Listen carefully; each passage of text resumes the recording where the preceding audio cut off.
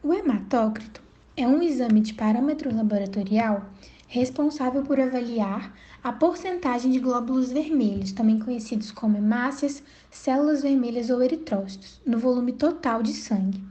Por contabilizar o volume de hemácias no sangue, que tem relação direta com a quantidade de hemoglobina, ele é um indicador indireto da capacidade do sangue de transportar oxigênio aos tecidos. Por isso, é um importante meio de identificação e diagnóstico de diversas patologias, já que apresenta determinados valores médios de referência em condições saudáveis. O exame é obtido atualmente por meio de aparelhos automatizados, mas que se baseiam na retirada do sangue e na sua colocação em um tubo de ensaio. Quando colocado no tubo de ensaio, esse sangue coagula, e para que isso não ocorra, é adicionado um anticoagulante, como por exemplo a heparina, e o sangue é levado então para centrifugação e separação em camadas. A camada mais inferior e densa são as hemácias, que constituem cerca de 45% do volume sanguíneo, e é a porcentagem que é avaliada no hematócrito. A camada imediatamente superior à das hemácias representa a camada de sedimentação dos leucócitos e das plaquetas. E a última camada e mais superior corresponde ao plasma, que é uma solução aquosa que contém principalmente proteínas plasmáticas como a albumina, sais orgânicos e componentes de baixo peso molecular, como aminoácidos, vitaminas e hormônios. O hematócrito é um exame rápido, de boa precisão e que necessita de pequena quantidade de sangue para o seu processamento.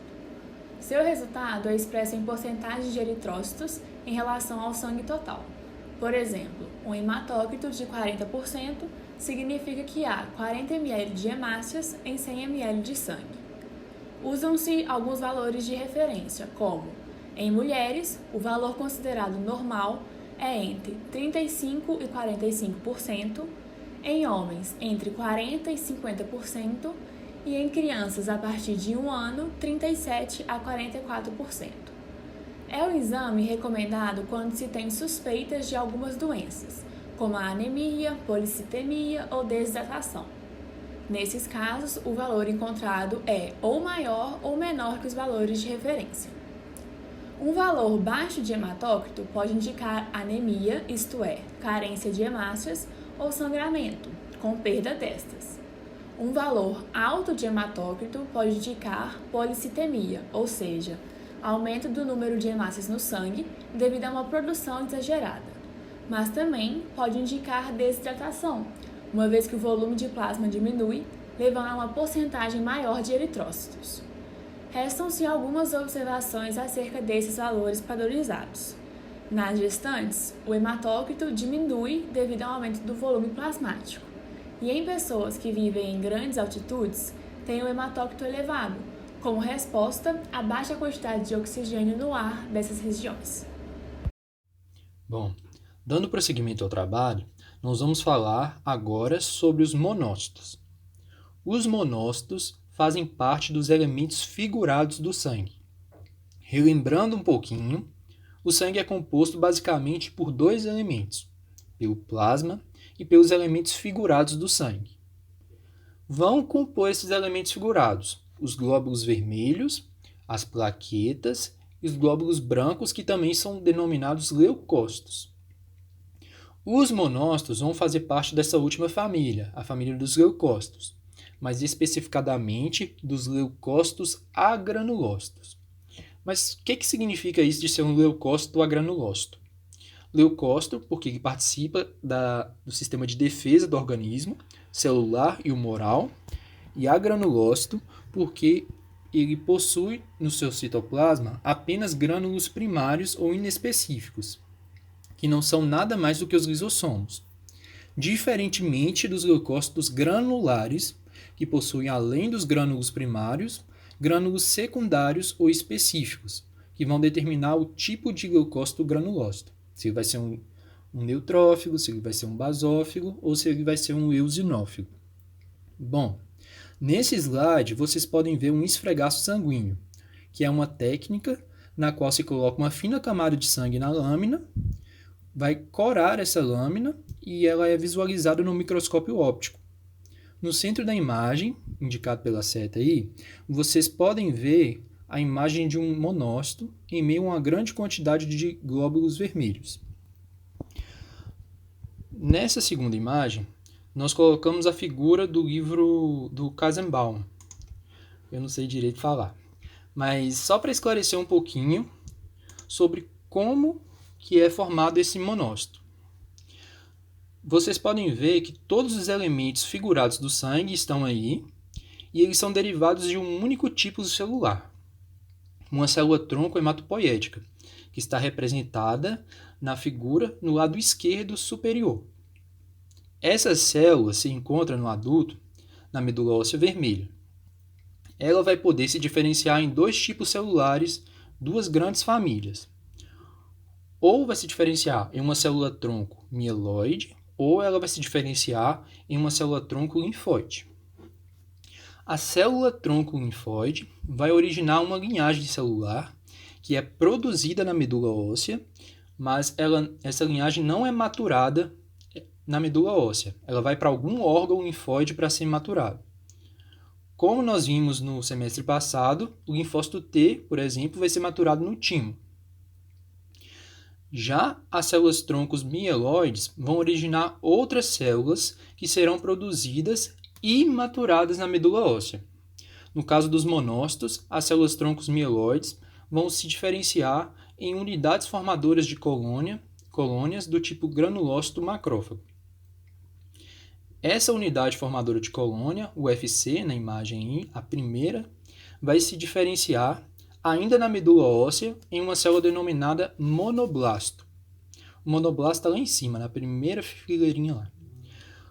Quando esse monoblasto está em um microambiente favorável, ele vai se maturar em pré-monócito, e o mesmo acontece com esse pré-monócito que se matura em monócito. Esse monócito vai ser liberado na corrente sanguínea. Outro fator importante de se destacar nesse slide é que o monócito não é a última fase de maturação da sua linhagem.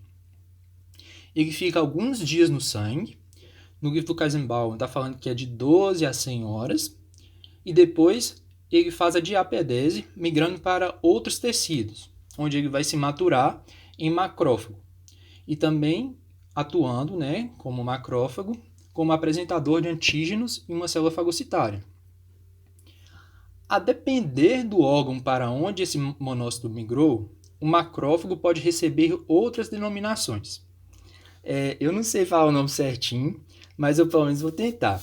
No fígado, vão ser denominados células de Kupffer.